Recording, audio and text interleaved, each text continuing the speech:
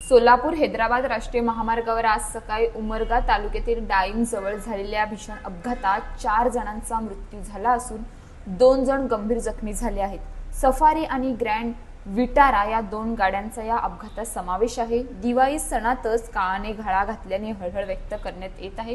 प्राथमिक माहितीनुसार सफारी गाडी चालवत असताना अचानक रस्त्यावर एक कुत्रा आला।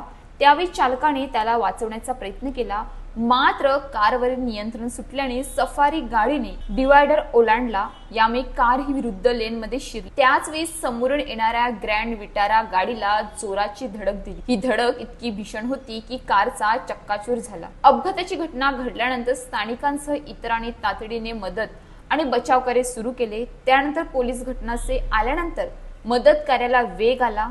या दुर्घटनेत बिदर कर्नाटक येथील 4 जणांचा घटनास्थळीच मृत्यू झाला, तर सोलापूर येथील 2 जण गंभीर जखमी झाले असून त्यांच्यावर शासकीय रुग्णालयात उपचार सुरू आहेत। मृत व्यक्ती खासमपूर बिदर येथील असल्याची प्राथमिक माहिती पोलिसांनी दिली आहे।